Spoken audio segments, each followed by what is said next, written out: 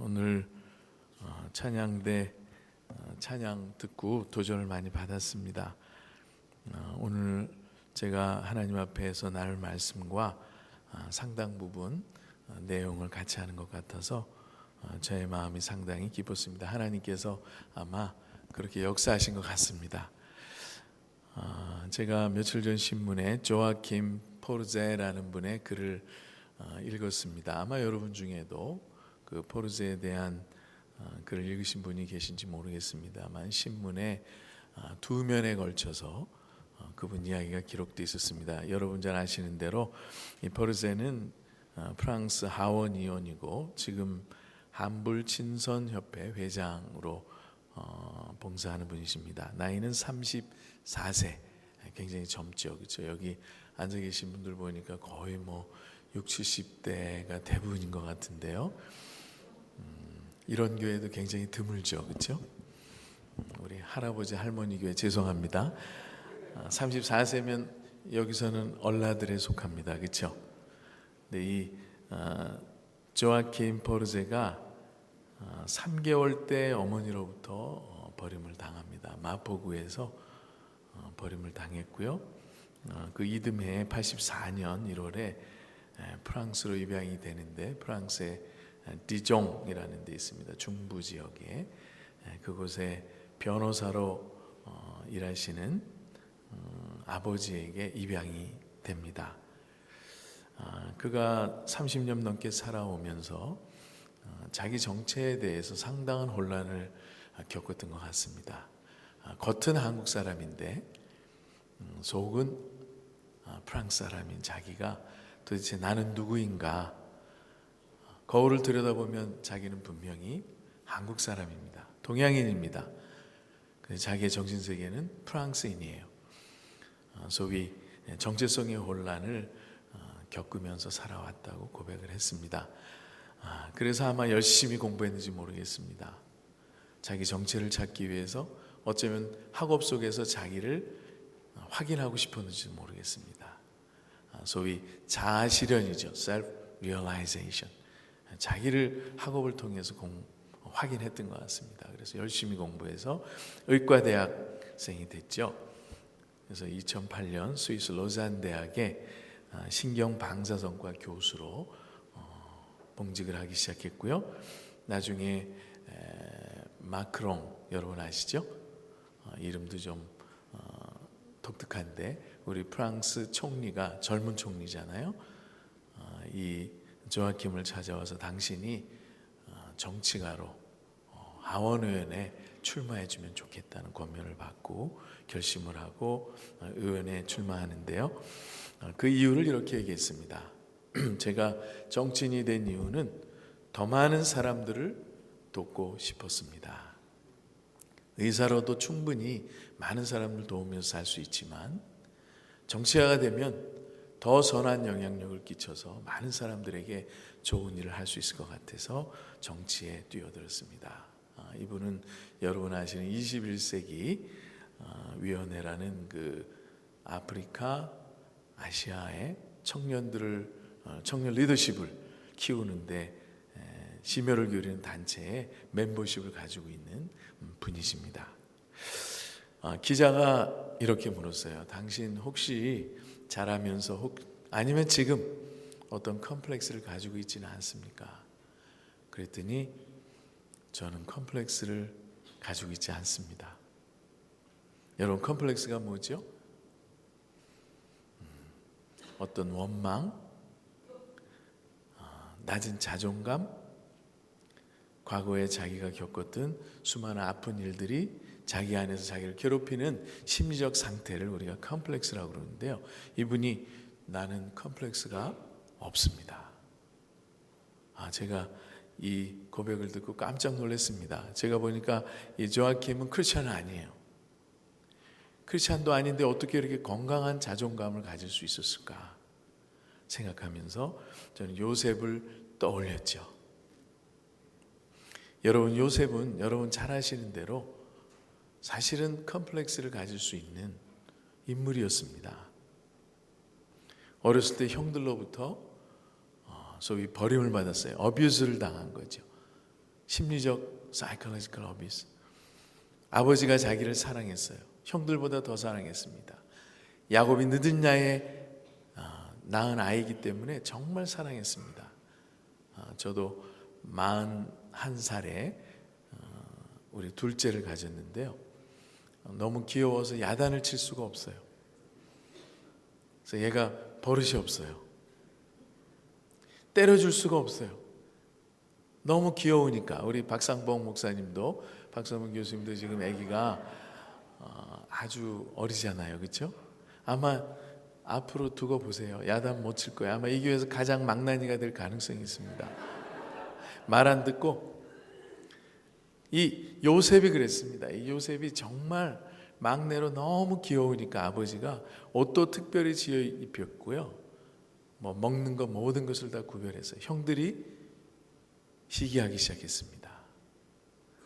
이 요셉, 우리보다 더 사랑받는 그 모습이 꼴보기 싫었던 거예요. 게다가 꿈을 꿨는데 신기한 꿈을 꿨어요. 이 추수한 단이 여러 개 있는데 형들의 단이 내가 추수한 단을 향해서 절을 하는 거예요. 또 요셉이 얼마나 순진한지 이걸 또 형들한테 이야기를 했어요. 그러니까 형들이 더 화가 난 거죠. 아니 이놈이 그럼 우리들이 너한테 절을 한단 말이냐? 한술 더 떴습니다. 어느 날 꿈을 꿨는데 해와 달과 11개의 별들이 자기를 향해서 절을 하는 거예요. 이 말을 듣고 나서 형들은 정말 기가 막혔습니다. 화가 났습니다. 심지어 아버지인 야곱조차 화가 났어요. 그러면 나와 내 어머니와 내 형들이 너한테 전부 절을 한단 말이냐? 그래서 성경 말씀 보면 꾸짖었다 이렇게 기록이 되어 있습니다. 야곱이 요셉을 불러다 놓고 야단친 것 같아요. 너 그런 소리 다시 하지 마라. 형들이 드디어 작당을 합니다. 이놈을 죽여버려야 되겠다. 여러분 다 아시는 스토리죠? 아버지가 양치는 형들에게 요셉을 보냅니다. 멀리서 오는 요셉을 보면서 형들이 작당을 하는 거죠. 죽여버리자. 처음엔 죽이려고 했으나 르우벤이 우리 죽이지는 말자. 우리 형제를 어떻게 죽이냐. 그냥 구덩이에 던져버리자. 그래서 구덩이에 던졌습니다. 사실 르우벤은 그 동생을 몰래 와서 구해낼 생각으로 그렇게 아이디어를 낸 거죠.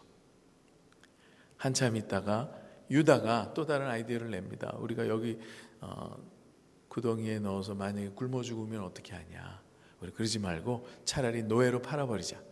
그래서 은 20세겔을 받고 미디안 상인에게 이 요셉을 넘기게 됩니다. 요셉이 팔려간 곳이 어디죠? 여러분 잘 아시는 대로 보디발이라는 친위 대장 집에 노예로 팔려갑니다. 그때 나이가 17세. 계산해 보니까 고등학교 1학년입니다. 여러분 생각해 보세요. 여러분 자녀가 17살에 남의 집에 노예로 팔려갔어요.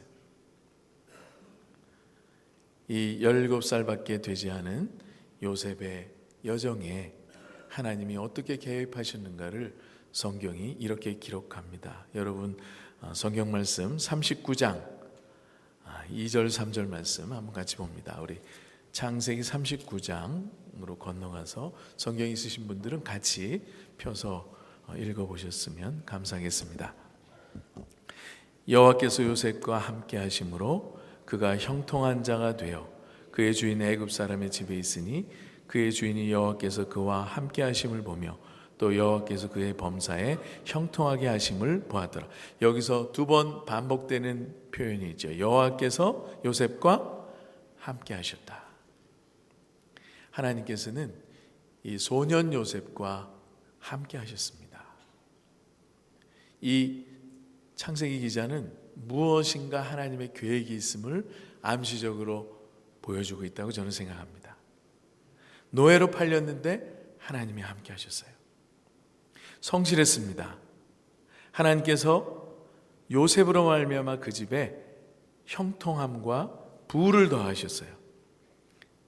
4절 보니까 총무가 되었고 그 소유를 전부 요셉에게 맡기게 됩니다. 하는 일마다 복을 주셨어요. 다른 밭은 다 병충해가 피해를 주고 소출이 없었지만은 요셉이 감당하는 밭에는 곡식이 풍성했고 벌레도 없었어요. 물도 잘 공급됐어요. 지금 현대적인 표현을 하자면 투자하는 것마다 소위 대박이 나는 겁니다. 증권에 투자해도 대박이 나고 부동산을 사도 대박이 나고 무엇을 해도 하나님이 함께 하시니까 요셉이 형통한 길을 걸을 수 있었습니다. 거기까지는 괜찮았습니다만은 요셉에게 위기가 닥쳐옵니다. 여러분 아시는 대로 보디발의 아내가 요셉을 유혹하기 시작합니다. 우리 성경 말씀 보니까 6절에 39장 6절에 요셉은 용모가 빼어나고 아름다웠다. 그러니까 요셉이 지금 말로 바꿔 말하면 꽃미남이었었어요. 굉장히 잘생긴 것 같아요. 보디발의 아내가 유혹을 하는데 한두 번 한 것이 아니라 성경 말씀 보니까 날마다 유혹했다. 날마다. Every day. 소년 요셉이 갈등했겠죠. 그러나 그가 신앙으로 이겨냈다고 성경은 기록하고 있습니다. 39장 9절 말씀 보니까 어찌 이 큰 악을 행하여 하나님께 죄를 지으리까. 이 소년 17살밖에 되지 않은 요셉이 하나님 앞에서 살았어요. 꼬람대요. 여러분 아시죠? 저희 학교에 가면 이 잔디밭에 이렇게 나무로 심어서 사철나무로 꼬람대요 이렇게 글씨를 써놨습니다. 하나님 앞에서. 소년 요셉은 하나님 앞에서 살았어요. 비록 부모를 떠났고 형제들을 떠났지만 자기가 어려서부터 배운 신앙을 지켰습니다. 타협하지 않았어요. 그런데 그 결말이 죄송하지만 잘 해결되지 않았어요. 꼬였습니다. 하나님의 말씀대로 살았는데 하나님이 형통한 길을 연 것이 아니라 자기를 옥에 가두셨어요. 여러분 우리가 때론 하나님의 말씀대로 산다고 해서 형통한 길만 열리는 것은 아닙니다. 요셉이 하나님 앞에서 죄를 짓지 않으려고 큰 죄를 짓지 않으려고 철저하게 신앙 따라 살았습니다마는 환경은 좋아지는 것이 아니라 더 악화됐습니다. 어떻게 됐죠? 여러분 기억하시는 대로 옥에 갇히게 됩니다. 이제 노예 신분이 아니라 더 악화되어서 죄인의 신분으로 전락해 버렸습니다. 죄인이 됐는데 하나님께서 그를 또 내버려 두시지 않으셨어요. 여러분 39장 21절부터 23절 말씀을 한번 봅니다. 21절 말씀, 여호와께서 요셉과 함께 하시고 그에게 인자를 더하사 간수장에게 은혜를 받게 하시매. 하나님이 어떻게 하셨다고요? 요셉과 함께 하셨어요. 비록 그는 죄인도 아니죠. 사실은 누명으로 뒤집어 씌워서 죄인이 돼서 옥에 갇혔습니다마는 그때도 하나님께서 요셉과 함께 하셨다. 간수장이 옥중 죄수를 다 요셉의 손에 맡깁니다. 23절, 이는 여호와께서 요셉과 함께 하심이라. 범사에 형통하게 하셨다. 여러분, 이 39장에서 성경 기자는 적어도 하나님이 요셉의 삶에 개입하셨고 떠나지 않으셨고 끊임없이 보호하고 인도하셨다는 사실을 기록해 주고 있습니다. 사실 요셉은 자기의 꿈이 어떤 의미인지 정확히 이해하지 못했습니다. 요셉의 고난이 어떤 의미를 갖는지 요셉 자신도 몰랐습니다. 그 사실을 하나님의 말씀이 그려주고 있는데요. 41장 51절로 넘어가 보겠습니다. 여러분 창세기 41장 51절입니다. 요셉의 그의 장남의 이름을 므낫세라 하였으니 하나님이 내게 내 모든 고난과 내 아버지의 온 집 일을 잊어버리게 하셨다 하며. 여러분 장남의 이름을 뭐라고 지었다고요? 므낫세예요. 므낫세의 의미가 뭡니까? 여러분 성경 맨 밑으로 내려가 보세요. 므낫세라는 말의 의미는 잊어버림이에요. 이 말은 요셉이 가졌던 상처가 얼마나 컸는가 하는 것을 간접적으로 보여주는 겁니다. 아무리 요셉이 신실한 청년이었지만 마음의 상처는 있었습니다. 아픈 과거, 형들로부터 어뷰즈 당한 과거. 사실 사랑하는 사람으로부터 배반이 가장 아픈 거 아닙니까? 그렇죠? 원수들이 나를 미워하는 것은 당연한 거예요. 상관없는 사람이 나를 속이는 것 있을 수 있어요. 그러나 내가 철저하게 믿었던 내 친구, 내 가족, 이 가장 가까운 사람으로부터 당하는 배신은 정말 큰 상처를 남깁니다. 아마 요셉도 그 아픔이 있었습니다. 하루하루 잊을 수 없었을 거예요. 매일 기억했을 겁니다. 왜 형들이 나를 구덩이에 넣었고 노예로 팔았을까? 이해되지 않는 자기의 삶에 대해서 요셉은 잊고 싶었어요. 그래서 아들의 이름을 므낫세라고 짓습니다. 그때까지도 왜 하나님이 자기를 이런 고난의 역경 속에 살아오게 하셨는지 이해가 안 됐습니다. 그때 요셉의 나이가 30세예요. 여러분 17세에서 30세니까 몇 년 고생했죠? 13년 동안 청년기를 고난 가운데 보냈습니다. 우리 같으면 원망도 하고 따지기도 하고 하나님 도대체 저에게 왜 이러세요? 제가 하나님을 어긴 적이 있습니까? 하나님의 명령, 하나님의 계명 저는 철저하게 지켰습니다. 저는 하나님 존전해서 두려워하며 섬겨왔습니다.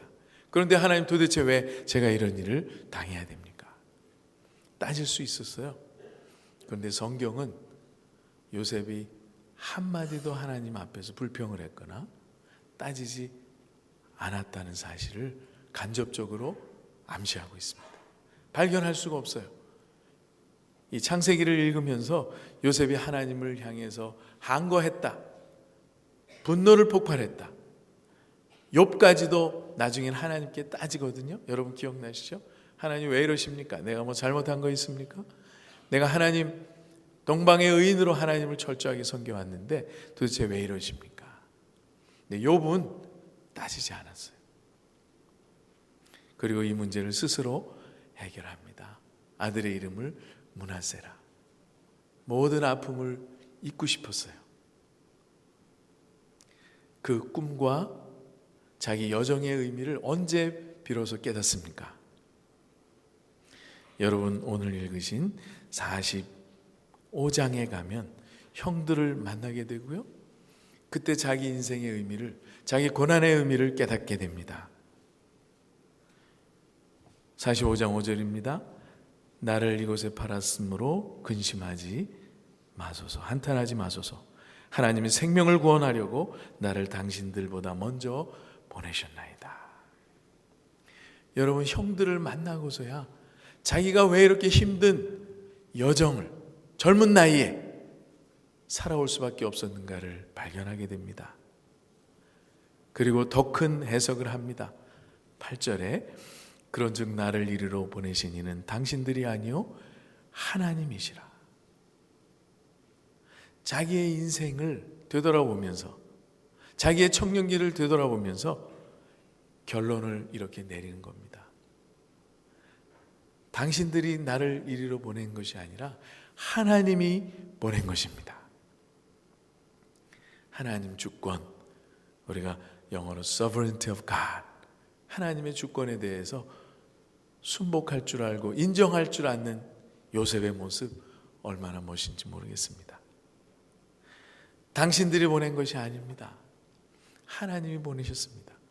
목적이 있으셨습니다. 무슨 목적이요? 생명을 구원하기 위해서. 이 말은 사실은 신학적으로 엄청난 의미를 가지고 있는 표현입니다. 여러분 아브라함 기억나시죠? 아브라함에게 하나님께서 창세기 12장에 언약을 맺으십니다. 주십니다. 첫 번째 약속이 뭐죠? 너의 후손이 하늘의 별과 같이 바닷가의 모래같이 많아질 것이다. 여러분이 엄청난 사명을 누가 감당합니까? 요셉이 감당하는 거예요. 만약에 요셉이 형들에게 팔려서 애굽으로 내려가지 않았다면 요셉은 총리가 될 수 없었고 이스라엘 가나안 땅에 기근이 들었을 때 그의 가족 모두는 굶어 죽었을 수도 있습니다. 하나님이 그 사실을 미리 내다보고 요셉을 미리 이집트로 보내신 거예요. 총리를 만드셔서 그의 가족 70여 명이 전부 이주할 수 있도록 예비해 놓으신 겁니다. 그리고 나서 그 땅에서 여러분 얼마나 많이 번성합니까? 이스라엘 자손이 적어도 250만에서 300만의 큰 민족으로 400년 동안 성장을 합니다. 이 하나님의 놀라운 구속사 앞에서 이 일을 감당하신 분이 바로 요셉이에요. 만약에 요셉의 고난이 없었으면 이스라엘의 역사는 존재하지 않았을 겁니다. 요셉은 형들을 만나고 비로소 자기 삶에 담겨있는 하나님의 계획을 깨닫게 됩니다. 자기의 고난 속에 담겨져 있던 하나님의 계획을 발견하게 됩니다. 그리고 자기의 인생을 인간적으로가 아니라 심리적으로가 아니라 영적으로 해석해냅니다. 여러분, 우리가 살면서 우리도 수많은 고난을 경험하게 됩니다. 내가 왜 나는 항상 학교에서 1등 했는데 5등짜리는 서울대 들어갔는데 나는 왜 떨어졌어? 그렇죠, 여러분? 이 중에 한 분 정도는 있을 것 같아요. 내가 우리 학교에서 1등 했는데 왜 나는 서울대 못 가고 5등짜리 2, 3, 4, 5등짜리가 서울대 들어갔어요? 이해가 안 되시죠? 왜 우리 아들이 나보다 먼저 세상을 떠나야 되는지, 왜 우리 딸이 나보다 먼저 세상을 떠나야 되는지 이해가 안 되죠. 왜 다른 사람들은 다 그 사업에서 성공했는데 나만 실패해야 되는지, 모든 사람은 건강한데 왜 우리 자녀만 장애아로 태어나서 이런 고생을 겪어야 되는지 여러분 이해하기 힘들 때가 있을 겁니다. 그러나 그 안에 분명히 하나님의 계획이 숨겨져 있다는 사실을 믿으시기 바랍니다. 여러분의 인생을 이끌어가는 과정 가운데 있으신 거예요. 여러분의 인생은 아직 끝나지 않았어요. 요셉이 언제 알았다고요? 형들을 만나고 나서야 자기 고난 속에 담긴 의미를 바르게 해석할 수 있었습니다. 제가 언젠가 우리 강명교에서 한번 제 이야기를 한 적이 있습니다만은 저도 비슷한 스토리를 가지고 있습니다. 어렸을 때 아주 큰 부자는 아니었지만 그래도 넉넉하게 살았어요. 저희 집에 일하시는 이모가 2분이 계셨으니까요. 아버지가 사업을 시작했습니다. 굿을 했어요. 엄청나게 큰 굿을 했습니다. 집 한 채를 팔아서 굿을 할 정도로 큰 기대를 하고 어머니 아버지가 사업을 시작했어요. 제 기억으로는 한 3년 만에 망했습니다. 공장 다 팔고 저희가 살던 집을 다 팔고 한 칸짜리 방에 가서 살았어요. 어머니가 매일 저녁 밤마다 벌떡벌떡 일어나세요. 쇼크를 받으신 거예요. 소위 망한 거죠. 밤에 일어나셔서 막 헛소리를 하세요. 온 가족이 겁에 질렸습니다. 저는 어렸을 때니까 너무 무서웠어요. 어머니가 정신 이상해질까 봐. 아마 순간적인 스트레스로 인한 정신적인 문제가 생기신 것 같아요. 매일 저녁 일어나서 헛소리를 하시는 거예요. 중얼중얼. 걱정이 생겼습니다. 마침 저희 큰 누님이 교회 다니고 계셨는데요. 그때 어머니에게 권면을 했어요. 어머니, 이제 더 이상 소망이 없습니다. 하나님 붙드셔야 됩니다. 예수님 만나셔야 됩니다. 우리 가족이 비록 망했지만 이때 우리가 유일한 소망은 하나님밖에 없음을 믿고 교회에 나가셔야 됩니다. 그래서 어머니께서 고심하시다가, 저희 어머니는 굿을 굉장히 좋아하셨어요. 수시로 굿을 하셨어요. 제 기억에 어렸을 때 정말 많은 굿을 하셨어요. 사업이 좀 안 되면 무당 불러다가 또 굿하고, 아이들은 또 밖으로 나가래요. 보면 안 된다고. 그래서 집 밖에서 한참 서 있던 기억이 나요. 하루 종일. 이 어머니가 누나의 권면을 듣고 교회에 나갔어요. 예수님을 만나기 시작했어요. 그 다음 주부터 새벽 기도를 시작하셨는데요. 평생을 하셨어요. 저희 어머니가 지금 90이시거든요.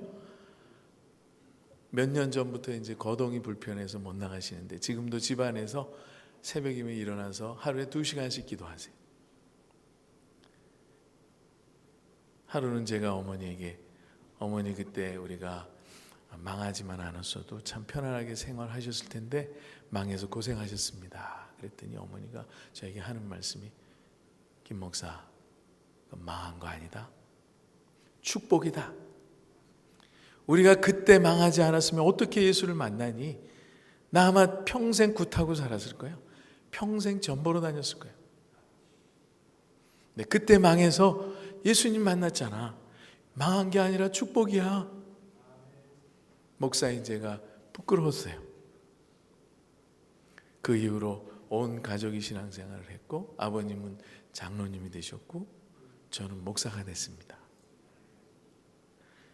하나님 우리 인생을 이끌어 오시는데 때로는 아픔을 통해서, 고난을 통해서, 역경을 통해서 우리의 삶을 이끌어 가세요.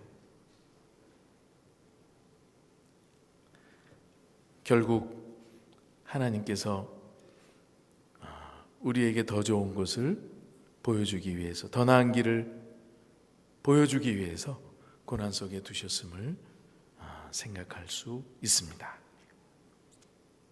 그 조아킴이 그런 고백을 했습니다. 어머니가 왜 나를 버리셨을까? 가난했을까? 아니면 무엇 때문에 나를 버리셨을까? 부모님을 찾지는 못했어요. 우리나라에서 찾았대요. 그가 이렇게 고백했습니다. 곰곰이 생각해 보면 결국 절 사랑하시고 아껴서 지금보다 더 나은 어딘가로 보내주고 싶은 마음에 버렸을 것 같습니다. 조아킴이 어머니가 나를 왜 버리셨을까? 나는 도대체 왜 고아가 되었을까? 매우 긍정적으로 해석을 했어요. 어머니께서 자기를 키울 수 없으니까 좀 더 나은 곳에 가서 살으라고 버렸다는 거예요. 부모님의 마음이죠. 어떤 어머니가 죽으라고 길에 버렸겠어요? 내가 키울 수 없으니까, 내가 가난하니까 오히려 누군가 데려다가 더 나은 환경에서 키워주십시오.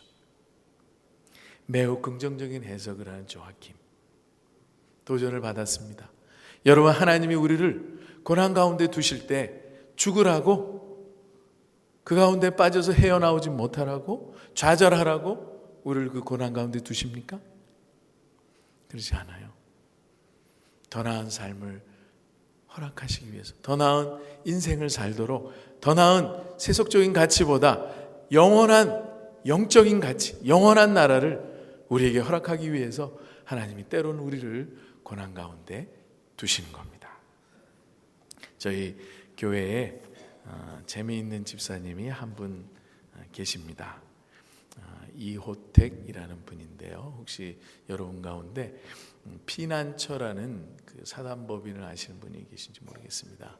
그 난민들을 위한 사회 단체인데요. 이주민과 난민들의 법적 권리를 보장해주고 이 사람들의 생활을 옆에서 도와주는 아주 의미 있는 사역을 하는 기관이 있습니다. 이분은 서울대학교 법과대학을 나오신 분인데요. 그 친구분들이 지금 우리나라에서 법조계에 거의 이제 톱 랭크되어 있는 분들이에요. 장관들, 다 검사장들 다 이런 분들이신데, 이분이 대학교 다닐 때 사법고시 1차에 합격했어요. 학생 때 굉장히 우수한 학생이죠. 그런데 2차만 보면 떨어지는 거예요. 이분이 사법시험을 몇 번 보신 줄 아세요? 대학교 다닐 때 붙었으니까 자기는 당연히 사법고시 붙을 줄 알았어요. 될 줄 알았어요. 10번을 보셨어요. 10번. 10번을 봤는데도 안 된 거예요. 11번째는 돼야 되잖아요. 11번째도 안 됐어요. 하나님께서 왜 자기를 이렇게 힘들게 만드는지 이해를 못했어요. 젊은 시절을 방황했습니다. 하나님 왜 이러세요? 다른 친구들 다 사법고시 패스했는데 나만 왜 이러세요? 그 뜻을 언제 발견했느냐? 10여 년 전에 이 땅에 이주민들이, 근로자들이 들어오기 시작합니다. 그때 이 사람들이 인권, 법적인 보호를 받지 못했어요. 아파도 병원에 갈 수가 없었어요. 그때 이분이 그분들의 어려운 사정을 보면서 도와주기로 결심을 하고 이 사역을 시작합니다. 그래서 10여 년 동안, 지난 10여 년 동안 이 일을 위해서 사역하다 보니까 전문가가 됐어요. 우리나라에서 난민 문제, 이주민 문제 법적으로 가장 탁월하게 해결할 수 있는 분이 바로 이 집사님이세요. 친구들을 요즘에도 종종 만난대요. 그러면 친구들이 이구동성으로, 허태가 내가 제일 부럽다.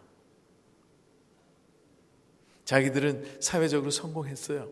돈도 많아요. 그런데 이 집사님 볼 때마다 내가 부럽다 그랬대요. 너처럼 의미 있고 가치 있는 삶을 사는 것 보니까 정말 부럽다. 그러면서 이분이 그런 간증을 하셨어요. 저는 10번 떨어진 이유를 하나님이 시키신 일을 만나고 나서야 깨달았습니다. 지금은 정말 기쁘게 일하고 계신 모습을 제가 보면서 요셉을 떠올리게 됐죠. 여러분, 하나님은 우리를 통해서 무엇인가 이루시기를 소원하십니다. 여러분 한 분 한 분을 통해서 하나님이 이루시려는 계획이 분명히 있어요. 그 일 앞에 우리가 순종해야 됩니다. 그것이 때론 성공의 길일 수 있고 때론 고난의 길일 수 있습니다. 그러나 분명한 것은 하나님이 여러분과 함께 하신다는 사실. 노예로 팔려도 함께하고 옥에 갇혀도 함께 하셨던 그 하나님이 여러분의 생애에 함께 하신다는 거예요. 여러분 망해도 하나님 함께 하시고요. 여러분 넘어질 때도 함께 하시고, 여러분의 사업이, 여러분의 건강이 무너져도 하나님 그때도 함께 하십니다. 여러분의 자녀가 아픔이 있죠. 저도 저하고 정말 가까운 장로님 사랑하는 딸이 얼마 전에 이혼을 했어요. 장로님이 저에게 고백을 하면서 눈물을 흘리셨어요. 나에게 이런 일이 일어나리라고는 상상을 못했습니다. 제가 장로를 그만둬야 될 것 같습니다. 제 앞에서. 그래서 제가 한참 동안 위로한 적이 있는데요. 여러분, 우리가 살다 보면 우리가 원치 않는 수많은 일들을 만나게 됩니다. 물론 하나님이 그 일을 지으시는 분은 아니에요. 하나님이 사기꾼을 만나게 하시거나 일부러 악한 자들을 동원해서 여러분들을 해하려고 하시지는 않습니다. 그러나 하나님은 그 악한 상황에서도 여러분을 돕는 손길이라는 사실을 믿으시기 바랍니다. 정말 저는 이 요셉의 생을 보면서 요셉은 하나님의 역사를 위해서 너무 귀히 쓰임받은 인물임을 깨닫습니다. 이스라엘 백성들을 만들어내고 세우고 결국은 온 땅에 백성들에게 구원의 소식을 알리기 위해서 이스라엘 백성 가운데 예수님이 태어나시고 그 일을 위해서 요셉이 동원됐다는 사실은 정말 놀라운 일이 아닐 수 없습니다. 저는 여러분의 생이 그렇게 쓰임 받았으면 좋겠어요. 여러분 한 사람 한 사람을 통해서 하나님이 무엇인가 그분의 일을 이루어 나가시는데 여러분이 동원됐으면 좋겠어요.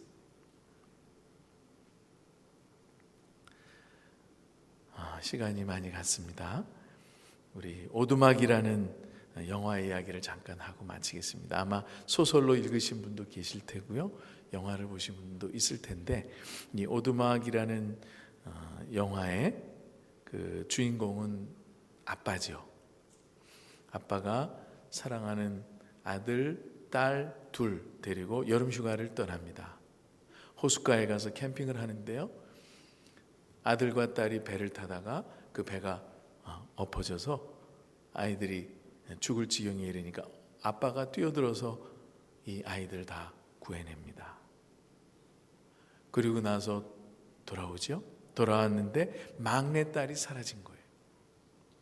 자기가 가장 아끼던 막내딸, 너무 귀여워서, 영화를 보시면 알겠습니다, 얼마나 귀여운지. 물론 소설가가 그렇게 그렸겠습니다마는 그 아이가 사라졌어요. 캠핑장을 다 찾았습니다. 없었습니다. 경찰에 신고를 했어요. 찾지 못했습니다. FBI에 신고를 했습니다. 연방 수사국에서 나와서 다 조사를 해도 못 찾았어요. FBI의 디렉터이신 분이 그 아빠에게 와서 이런 얘기를 합니다. 불행한 일입니다마는 아마 납치됐을 가능성이 있습니다. 최근에 어떤 사람이 아이들 5명을 납치했습니다. 아마 그 사람이 당신 딸도 납치해 갔을 가능성이 있습니다. 아빠는 정말 분노했습니다. 자기가 사랑하고 아끼는 그 딸을 누가 잡아가다니. 찾아서 그 유괴범이 살고 있던 집에 찾아갔습니다. 핏자국과 함께 자기 딸의 옷이 거기 떨어져 있는 것을 발견합니다. 유괴범이 죽인 거지요. 살해한 겁니다. 그리고 나서 이 아빠는 평생 죄책감에 삽니다. 지켜주지 못한 죄, 사랑하는 딸을 잃은 상실의 아픔. 나중에 편지 한 통을 받게 되고요, 이름 모를 편지가 왔어요. 그 편지를 받고 그곳으로 다시 한번 방문을 하러 가던 길에 교통사고로 정신을 잠깐 잃습니다. 그때 정신 잃은 가운데 꿈속에서 하나님을 만나요. 하나님께 따져 물었습니다. 도대체 왜 나에게 이런 일이 일어나야 됩니까? 내 사랑하는 딸을 왜 데려가셨습니까? 왜 그런 일을 허락하셨습니까? 왜 악한 사람이 이런 일을 행하는데 당신은 지켜보고만 계십니까? 하나님께 따졌어요. 여러 번 따졌습니다. 그럴 때 하나님께서 이렇게 말씀하셨습니다. 나는 죄를 만드는 사람은 아니다. 나는 죄를 지어내는 사람은 아니다. 인간의 죄는 아담이 만들어낸 것이다. 그러나 나는 내 딸이 숨지는 순간에도 내 딸 곁에 있었다. 내 딸의 유괴범에 의해서 살해되는 그 순간에도 나는 아파하면서 내 딸 옆에 있었다. 그리고 하나님이 아빠를 데리고 낙원으로 데려갑니다. 그 낙원에서 뛰어노는 딸을 보여줘요. 너무 행복하게 뛰어노는 아들의 모습을 아빠가 봅니다. 그리고 나서 자기의 상처가 조금씩 치유되고 안정되기 시작했어요. 여러분, 때로 우리는 원치 않는 아픔들을 만날 수 있습니다. 분명한 것은 그때도 하나님이 함께 하셨다는 사실이고요, 여러분이 앞으로 만날 고난 속에서도 하나님은 함께 하실 겁니다. 어느 휠체어에 탄 여인이 이런 고백을 했습니다. 저는 하나님께서 나를 왜 이렇게 불구로 태어나게 하셔서 평생을 불편하게 살게 하셨는지 모르겠습니다. 그렇지만 그날에 제가 하나님께 물어볼 겁니다. 하나님, 도대체 왜 나를 불구로 태어나게 하셔서 평생 불편하게 하셨는지 물어볼 겁니다. 그래서 여러분 물어보세요. 그날 하나님이 다 설명해 줄 겁니다. 왜 내가 망해야 됐는지, 내 자녀들에게 이러한 아픔이 발생해야만 됐는지, 내가 왜 잘 나가던 사업이 문을 닫아야만 됐는지, 다른 사람 다 성공할 때 나는 왜 실패해야 되는지, 여러분 그날에 하나님께 물으세요. 하나님이 설명해 주실 겁니다. 그러면 여러분이 그때 하나님을 찬양하게 될 거예요. 아, 그래서 그랬군요. 나는 이해하지 못했습니다. 나는 그때 정말 아팠습니다. 괴로웠습니다. 죽고 싶었습니다. 그러나 하나님 말씀을 듣고 나니까 이제 이해가 됩니다. 여러분 이 땅에 살면서 발견할 수 없는 의미가 있다면 그날에 하나님께 가서 물으시기 바랍니다. 하나님이 다 설명해 주실 거예요. 우리는 하나님의 선하심을 믿습니다. 하나님의 온전하심을 믿습니다. 하나님 우리에게 가장 좋은 것을 베푸시는 분임을 믿습니다. 그래서 망해도 감사합니다. 건강을 잃어도 감사합니다. 우리 자녀가 실패해도 감사합니다. 왜? 하나님 가장 좋은 것을 나에게 허락하시는 분이기 때문에. 기도하겠습니다. 하나님 아버지, 요셉의 생을 통하여 우리가 또 하나님의 귀한 교훈을 깨닫습니다. 아버지 하나님, 우리의 아픔이, 우리의 고난이 하나님의 뜻을 이룰 수만 있다면 우리가 기쁨으로 감격 속에 이 일을 감당할 수 있는 힘을 주시옵소서. 아버지 힘듭니다. 어렵습니다. 많은 우리가 하나님의 선하심을 믿습니다. 우리에게 가장 좋은 것을 허락하신 하나님, 믿음으로 좌절하지 않고 원망하지 않고 이 길을 묵묵히 걸어갈 수 있도록 우리에게 힘 주시기를 소원합니다. 아버지 하나님, 남은 인생 우리에게 무슨 일이 닥칠지 모르지만 신실하신 하나님을 믿고 끝까지 승리하는 성도들 되게 해 주시옵소서. 예수님 이름으로 기도합니다. 아멘.